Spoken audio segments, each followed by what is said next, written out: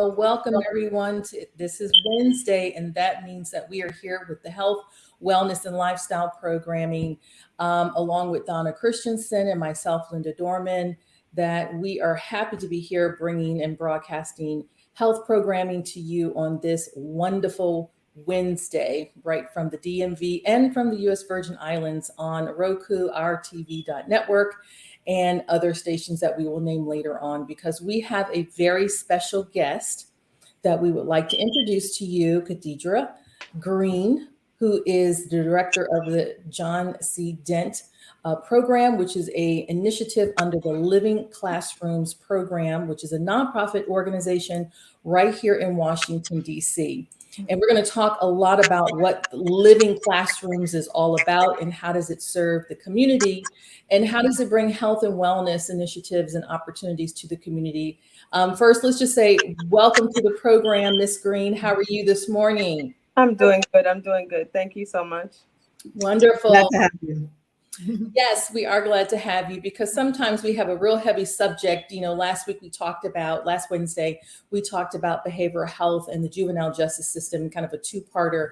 And now we switch gears and kind of talk about unique learning environments, part of how we address some of the social determinants so that young people and young adults find themselves in productive environments, and Living Classrooms provides just that. So let's talk about that. Let's first make sure we understand what exactly is Living Classrooms. Well, thank you for having me. I'm so glad to be here to represent my wonderful foundation. Living Classrooms, first, our whole motto is learning by doing.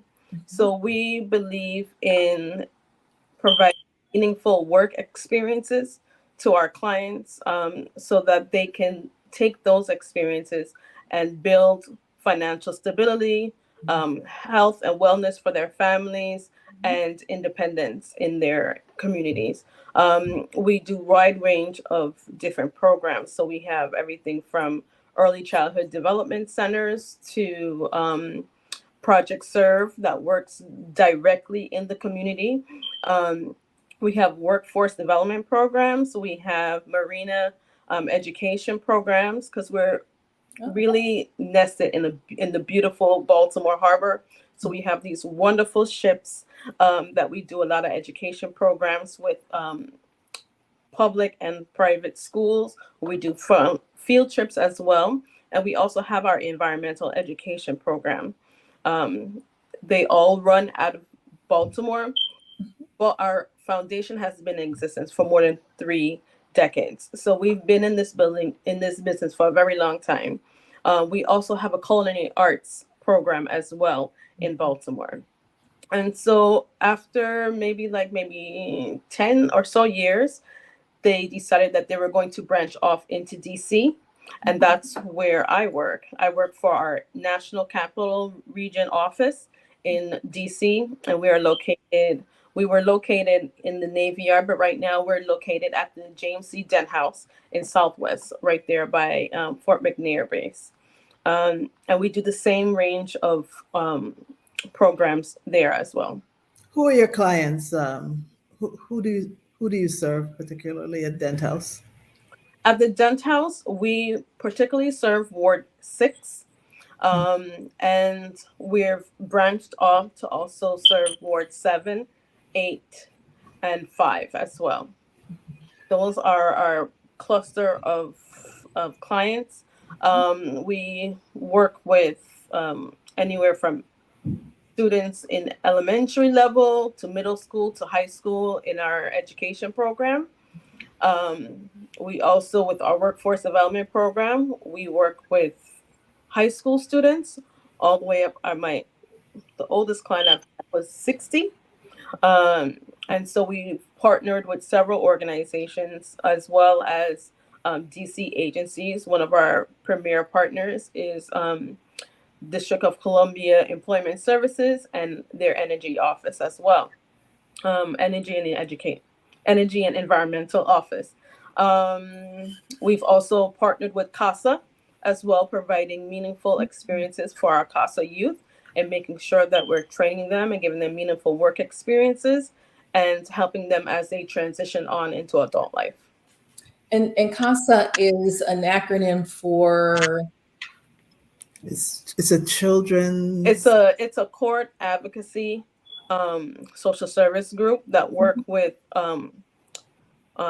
Children in foster care within the court system, Yeah. whether from wards of the state or other situations. Yes, and that's commendable. So it sounds like Living Classrooms has a variety of major programs. I was just really reviewing the website and getting so familiar with what your organization, the foundation, does. So it's a nonprofit organization that continues to need support from the public. So we encourage everyone to visit livingclassrooms.org to get to know the great work that's happening in the greater Washington, Baltimore area. And as we think about health and wellness as kind of the cornerstone, as well as lifestyle, you know, I'm really impressed with the Be More Athletic League, because this really engages our young youth who would otherwise be out doing all kind of things that we know are challenging and problematic, but gives them a sense of direction. Can you share some of, you know, what that program seeks to achieve?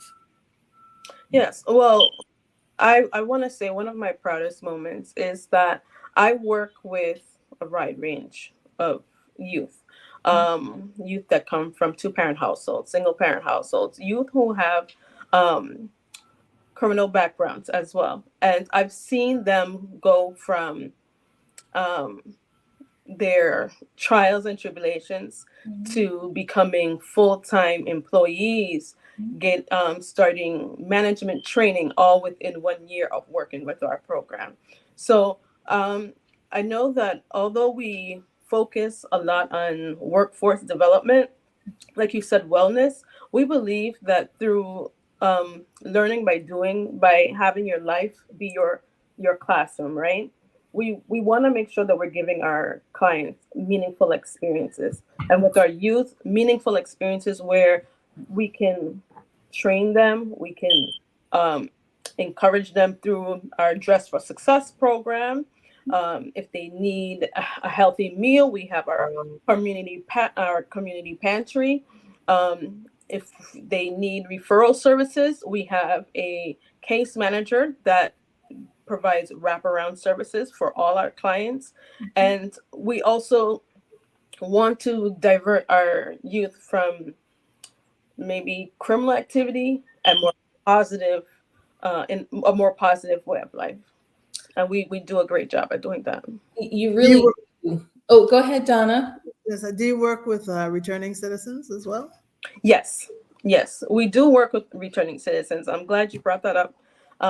We just received a grant from DOEE, which is the Energy and Environmental Agency for DC, and we have a Rangers program that will allow us to service that population as well within DC.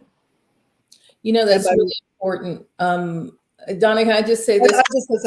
I just wanted her to define Yes. returning citizens. I really think that is so critical, because we do have individuals that deserve a second chance. Absolutely. And you have to move them into programs that help to leverage that opportunity at a second chance.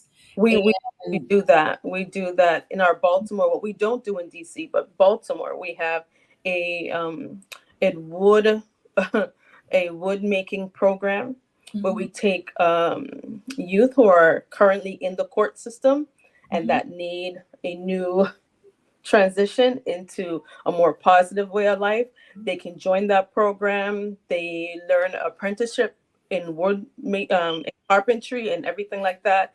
And they also partner with our Project Serve. Now, our Project Serve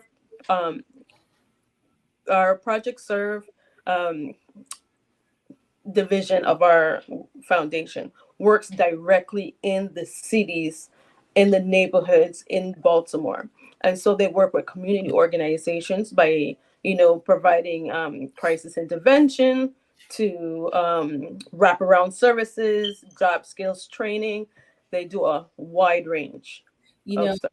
I Okay. love the acronym. I know it sounds like you're saying the word Project Serve, and we know what that means, but actually, Project Serve is Project Serve, and the acronym SERV, and I'm going to read it, is Service Empowerment Revitalization, Yeah. Validation, and Employment Training, which is exactly what not only returning citizens really need with their second chance or third chance opportunity, Mhm. but young individuals who are kind of moving out from a positive track and moving into that criminal justice system where diversion programs allow them to re-engage with something positive called their goals, their talents, and their skills while they're building that experimental or life experience through the giving the living classroom programs. And so I know that there's on the job training, there's, with how would we refer someone to that program that we know that might need some support or help, or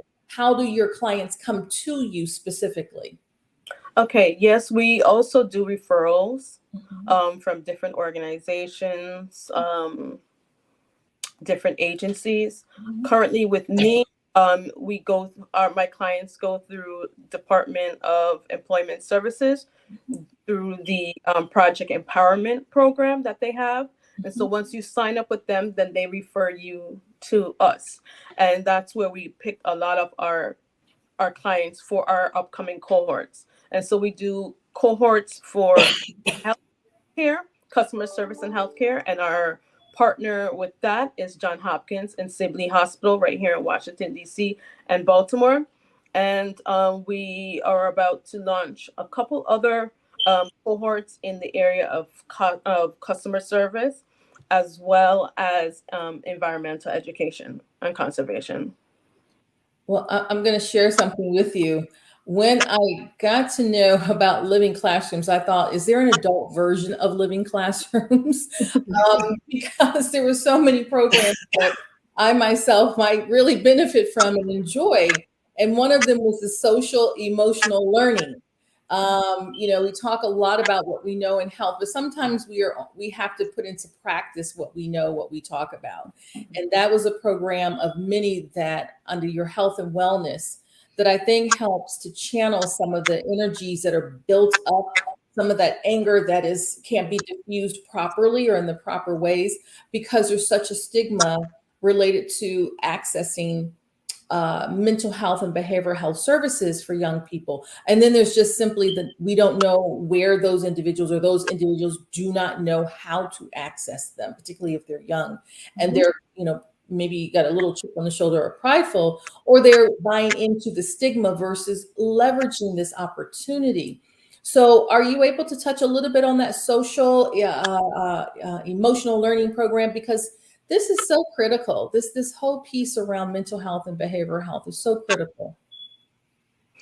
Yes. So with our wraparound services, we develop a individual career plan, and in this career plan, we address all the barriers to employment or to wellness, and it can range from whether it's mental health, it can be transportation, it could be housing, it could be criminal background. We work with them to eradicate all those barriers that prevent them from progressing and transitioning into their lives. And a lot of our work with our returning citizens that I briefly talked about before, I've had clients who were their past was pretty serious. With Yes. it was pretty serious, and the proud moment is that this particular client was able to overcome the mental health stigma Mhm. of what his offense was. Mhm. He was able to overcome his substance abuse as well, and he was able to find a wonderful program like Project Empowerment. I can't stress enough. Project Empowerment does a wonderful job with reaching out to the community here in DC and capturing these young people, capturing these young adults, and really refocusing their lives on a more progressive path rather than what they were on. And we pride ourselves in no matter your background, we are open. Our doors and our arms are always open to serve you and to help you be a better version of yourself. And that particular client, he completed our job skills training class, top of the class. And he also went on to serve as an intern with Sibley. And once he completed his internship with Sibley, he went ahead and applied to be a permanent employee. Now it's kind of tricky, because you have this background, and sometimes our youth, um, they make really impulsive decisions that can alter your life forever. And, Yes. and this young man did just that. He was a youth suffering from substance abuse, and he just fell to the wrong set of friends, and he did not make the best decisions. And although his past could have held him back, it was one thing that we advocated for him for. We said, look at where he was, look at where he is now. He's proven himself to be a really stand-up person. And that same individual went on to get hired by Sibley Memorial Hospital. He's working in their nutrition department. And within 3 months, he has already been selected to undergo management training at Sibley. So that just speaks to how our wraparound services that we do with our clients really take effect, and how we work hand in hand with not only them, we work with their children, we work with their spouses if they have, or their significant others. We work with their parents as well. If there's any barriers in the family, we address it for the whole family as well. Wow. I went to that graduation, and the whole class was really outstanding. But I do remember that one individual, and yes, he had a pretty bad conviction, but his wife and his mom came to the graduation, and his mom was alive long enough to see him be gainfully employed, and I'm sure that meant the world to him. And his I'm family. really excited to hear that, because if you can reach one, that means you can reach many. If it can be done with one, it can be done with many. And so I hope that his story or his testimony will come back and share, how he walked through that journey, because I'm sure it wasn't easy, but it sounds like he was a determined young man. But for the programs Living Classroom available and the support received, now he's a gainfully employed paraprofessional who is going to eventually become a professional in a management training program with a history that did not determine his full life journey and outcome, but gave him something better. I have to do like this. I have to applaud. Make that stop to applaud. And I'm so glad. Yeah, I'm really proud of him myself. But it was a whole class. You had about how many? 8 or 10 people in the class in that particular cohort? I'm sorry, again? How many people graduated in that cohort? We graduated 7 individuals that went on to internships with Sibley. And Sibley was so pleased with our cohort that they want to increase the amount of participants in the next cohort moving forward. We were able to get extra funding as well. We were able to get funding from the Jane Bancroft Johnson Foundation. They are our lead founder in this program. So we could not have done the job that we do at Sibley and with these individuals without their unwavering support. So that brings to mind 2 things that I have. One, neither related to the other, but if someone's listening or viewing our program today that sits in a workforce development seat, that community engagement opportunity that can replicate the type of partnership that Living Classrooms has and funded through the support, what would they need to do to reach out to say, listen, we have some opportunities for young people, and we understand that there's some challenges, but we can help them to surmount and overcome and then guide them in the right direction. Because right now we need the help, but we can also provide that kind of workforce training. How would a professional in that seat reach out to Living Classrooms, and what would they need to be able to do? Well, first they can contact me via email, which is kgreen@livingclassroomsdc.org. Mhm. Because right now we are expanding our workforce development program, Mhm. and we are looking to partner with other organizations as well. It's something that I have down the pipeline for us to do, is to do community workshops for other community groups that want to do the work that we do, and give them some like a coaching workshop on steps to building that program that you have. And I really want to focus on young community advocates, young community members that have a goal that they want to achieve, but they just don't have the tools to do it. We welcome them to the Dent House and to Living Classrooms National Capital Region Division, and we would love to work with them. So the first step is just contacting us, and we can set up meetings and help them with putting presentations together and showing them the ways that we've been able to achieve all the great success that we have.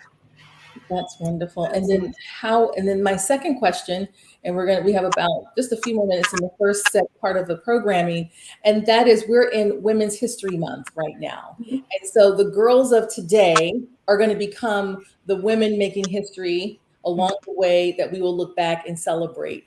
And I love the fact that you have a wonderful program that really inspires girls, the Girls Empowerment Mission Program, GEMS.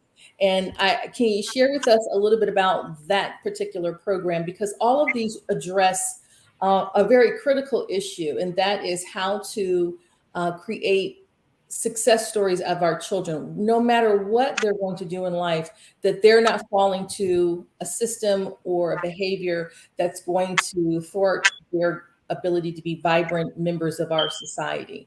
And that then gets to the heart of addressing social determinants that we've been discussing that lead to health outcomes that are more positive, because it's all interconnected, as you've said before.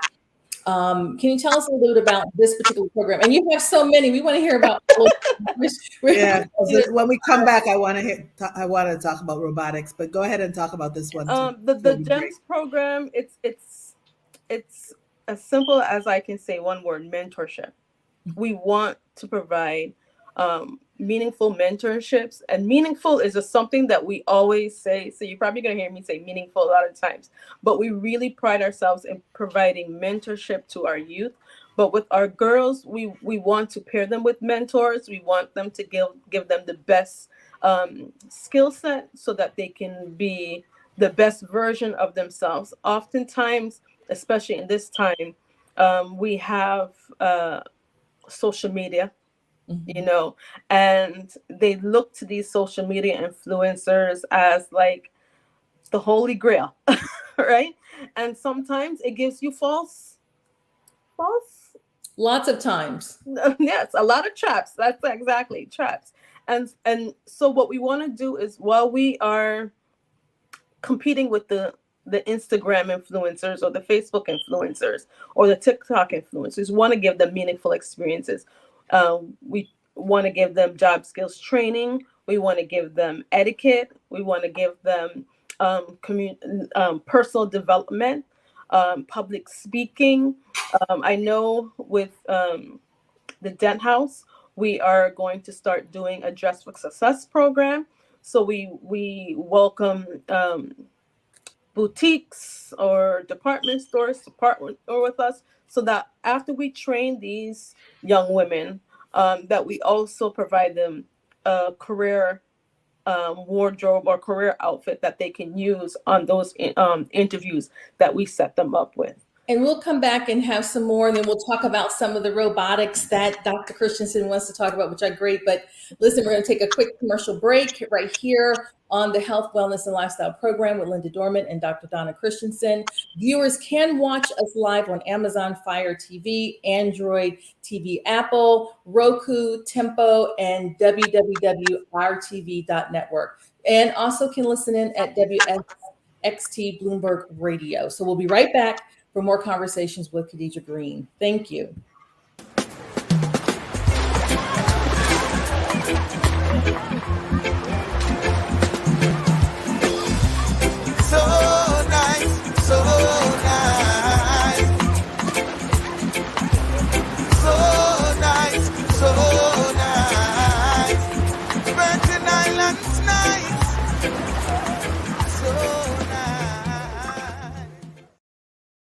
I'm Charles Meriday, and I'm in the restaurant business. In my 20 years as a chef and restaurant owner, I've been able to work and eat in some of the great kitchens around the globe. There's a whole side of the restaurant that most people will never get to see. So now, I want to take you to the back of the house, into kitchens of some of the best chefs in the world. Along the way, I'll share some of my own tips and recipes so you can cook like a pro too. So join me in the back of the house for a whole new perspective on cooking and food. Order in. Roger.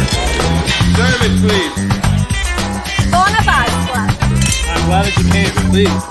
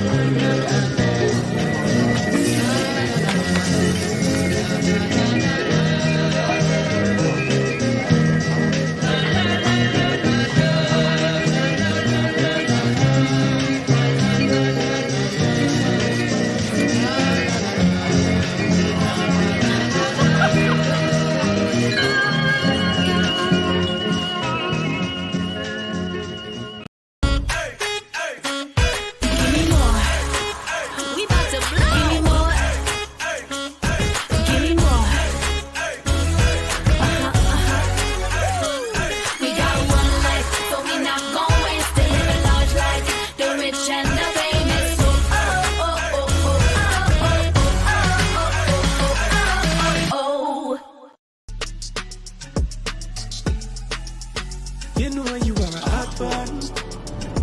We are lime, we are laugh, we are chat, we no chill, we are hot one.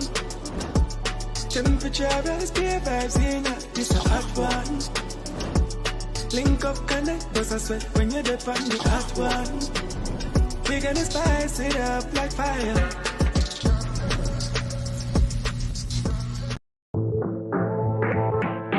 Ladies and gentlemen, welcome to the launch of the new MTV Caribbean channel. What's the name? What's the name? Let's go. And that's why tempo is so so important and sort of on point, because there's a tempo to everything that we do in the Caribbean. You know what I'm saying? It's a heartbeat. We have a whole channel, man. The Caribbean is so diverse. And for them to recognize that and to launch a channel for that, that is totally amazing.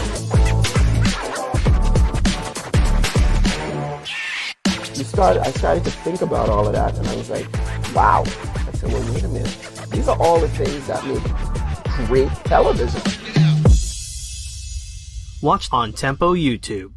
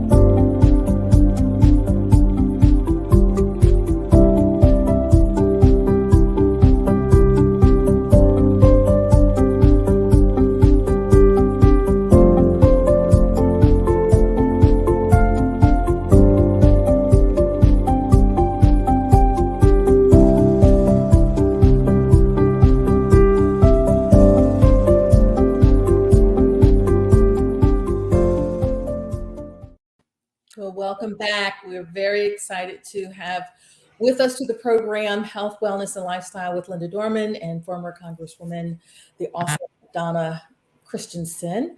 We're welcoming our guest, Khadija Green, who is the director of the John C. Dent program, which is actually an initiative under the Living Classrooms Foundation. And we've been talking about the various programs and services offered by Living Classroom, which really help address a number of things: health, economics, so workforce development, and really, the health, wellness, economic, and resources, and educational opportunities for young people, young adults, so that they can go out here in the world and do something very productive and very vibrant, and that is to live on purpose. And so this program is so impressive because it addresses a lot of the health and wellness issues by addressing not only social determinants, but really training opportunities, wellness programs that give opportunity for learning and growing, and then really doing something exciting like what we're going to talk about next. The award-winning robotic program. I mean, really, we talk about making sure our underserved children, primarily children in communities of color, engage in STEM-based programs: science, technology, engineering, and math. And sometimes we add the A, arts program. So tell us about, and this is award winning. So it's not just your run of the mill. It's been awards since 2013. So can you talk a lot about that? So I know, Donna, you had lots of questions. Yeah, because I thought robotics was all about just shooting rockets into the air to see how high they would go. And I've been educated. Go ahead, Karita. Okay. Well, I'm not an educator either in the field of robotics, but I'll tell you what I've witnessed. So yes, we have a robotics program. We are part of the first Chesapeake robotics organization. And so we build robots. We built robots who can play basketball, move, swivel around. And so now we've just competed in our first competition last weekend, where we came in 5th place of 19 entries. So we advance on to the next competition. And with this competition, our youth builds a robot that can play field basketball. So picture a basketball court, and you have about maybe 8 robots going after either the blue ball or the red ball, and each team has to shoot as many basketball hoops as possible within a certain period of time, and then they have to know how to climb multiple levels of with a bar kind of thing. I don't know, but yeah. So and like I was telling my colleagues earlier in the meeting, just picture NASCAR. You know how the cars come around and then they pull over, and then like the team just shoots out and they just like whoop, whoop, with the tires and everything. That's exactly what it's like. I mean, and it's not the adults doing it that have the college education or the work experience. These are youth in our community, all over the district, as well as Maryland, that come and compete. And these kids are so awesome at what they do. Robots that I saw last weekend, I was just like so floored. I was like, wow, well, y'all make me so proud. Yes. But yes, it's great. It's great. And so we do in person and we also do virtual, because we know with the pandemic, we want to make sure that we reach all children, right? So we do that as well. And that's a part of our program. If you're a youth in our program and you do have technology issue where you may not have a computer to take part of the lessons and the program lectures and stuff like that, or even participate virtually, we also provide a computer for our youth to do so. We meet in person, we provide food, we provide everything that you're going to need to participate. Literally, the kids just have to show up. Parents don't have to pay a dime. It's fully funded by multiple different funders that want to just give back to youth. Like our most recent funder was the Alargro Foundation. I may have pronounced that wrong, but they just gave us a grant for $3,000 right before our competition began. So that is great because it just allows us to reach more children in the community. What's Wow. the age group, Karita? What's the Our age group is middle school to high school, but like one of our students is homeschooled, and if there is like maybe a fifth grader that is really, really great at science and math and very mature, they'll be able to keep up with the the pace because you have to know a certain level of coding. That's another part of this robot that's just so amazing. So our kids have their PlayStation 5 and their Xbox, right? The youth, they had to build a computer gaming system. So this is where coding comes in. They had to create their own system that can control the robot by their joystick to do all the different levels of the competition.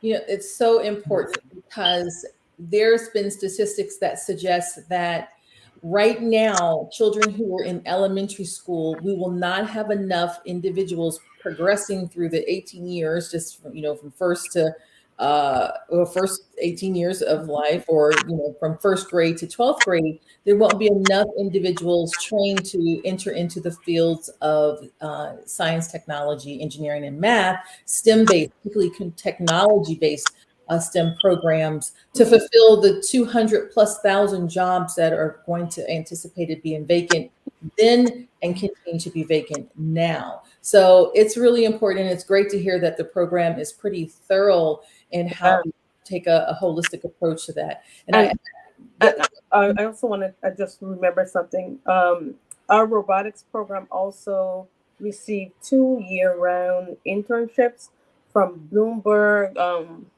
Foundation, where they were able to serve full paid internships to 2 teen girls. Mm-hmm. Girl empowerment. 2 teen girls. They served at the Aerothread company here in Maryland, where they learned everything from patterns and how to make blankets for astronauts out in space. Wow. So you're saying that out of this program and in partnership with other programs under the Living Classroom brand, that collaborative cross-program allows for young people to then touch a new workforce development opportunity, and that is internships. And in this case, internships where they learned how to design or to make, did you say blankets for the astronauts when they're out in space? Wow. Can you imagine being a young person knowing that you have gone from the potential of running the streets and doing some really challenging things to your life, like you said, make a wrong decision, having an opportunity to have and make a blanket that's going to go up into the rockets or the ships or whatever with the astronauts, and you can be proud about that accomplishment.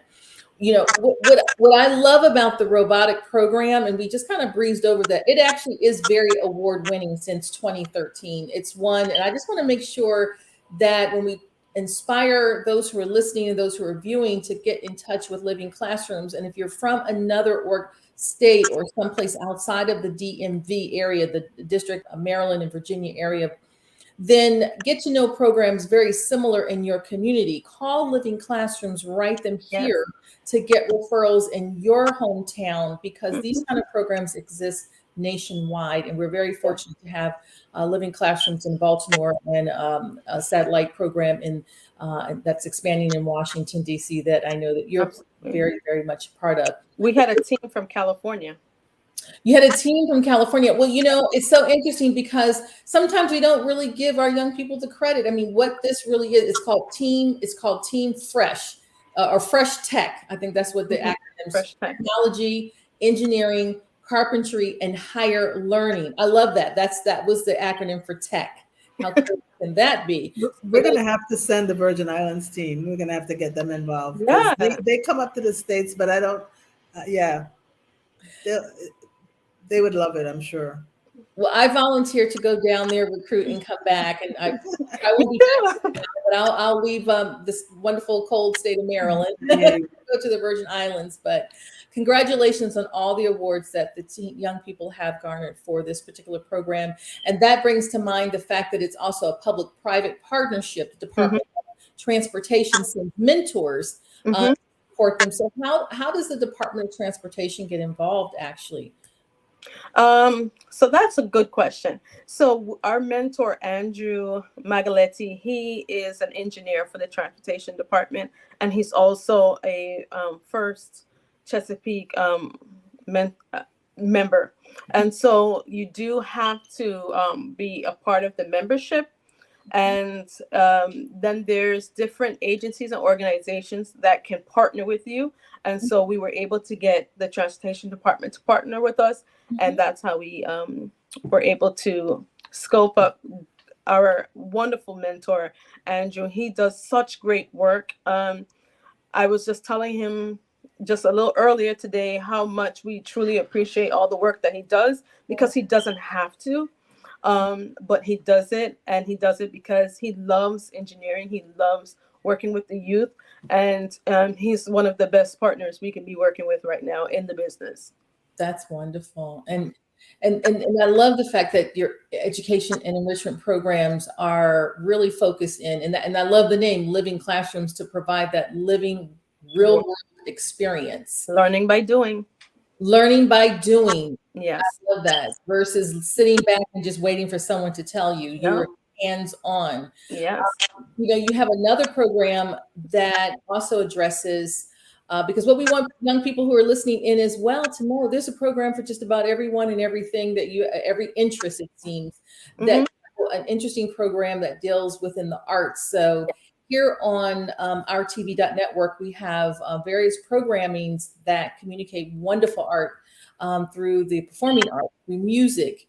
And this is really where it touches my soul. So can you talk about the Ascend through music programs? Absolutely. I'm a proud parent of a Ascend child.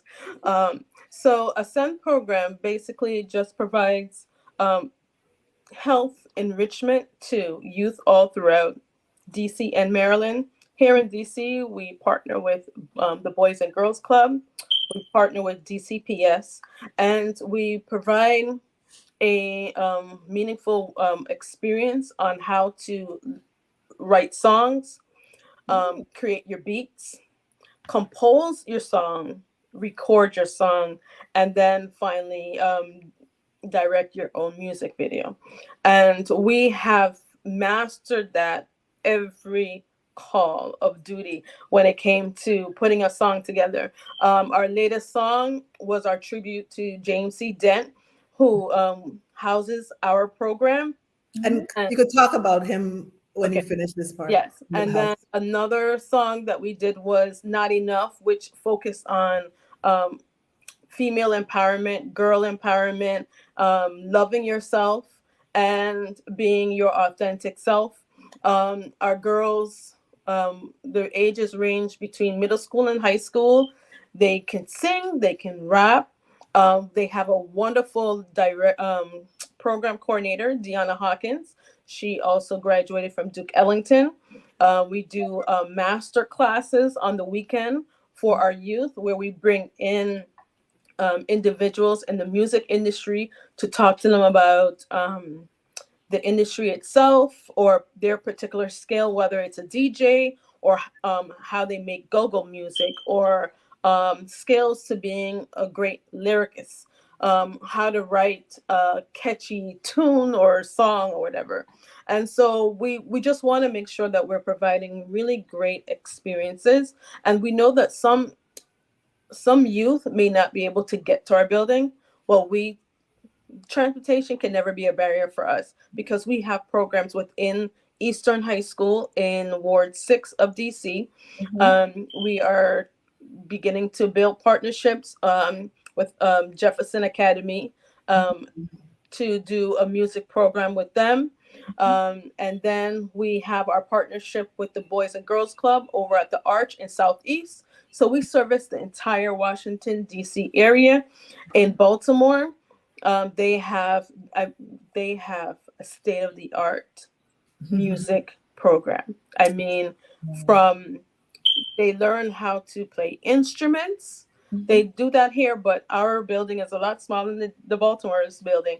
But they have a music room. They have a recording studio. We have a recording studio as well, where students can make their own music. They can come in after school and they make their own music, and we help them, guide them through the composure, and we record it for them, and then they can take their demo and go elsewhere and give it to other persons in the music industry as well.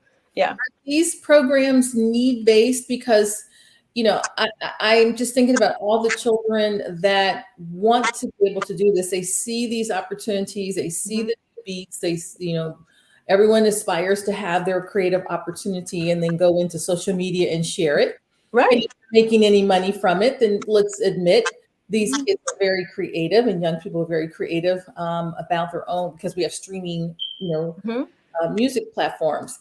Are the programs that you're mentioning needs-based only, or is it by application and the waiting list? Just give us a little insight. No, it's not need-based. It's come, apply, audition, and I'll tell you, I know like a young person or youth may hear audition like, I get clammed up. The audition is really not like what you would think, like there's a whole panel and you have to sing or dance and like, oh, next. It's not like that. It's just opportunity for Miss Deanna to really get a chance to sit down and meet with you, see what you like, see what art form you're interested in, so that she can build individual plan for you. And that's about it. And then you just come to Queen Bee's or Beat Zone whenever the schedule is set up for you to meet, and you just start working on your own individual projects as well as the projects that we have assigned for you. And I like that it has a beginning, a middle, and the end. So it's a 12-week program that goes from, entry level, teaching you, to leaving out the door, leaving your program with a tangible product called your music.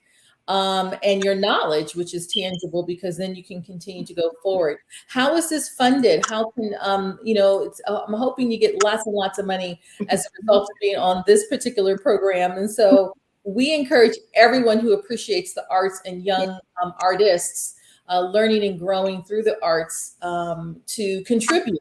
I think there are plans for expansion to Karita. I don't know if we have time to talk about Dent House, but maybe let's focus first on your plans for expansion.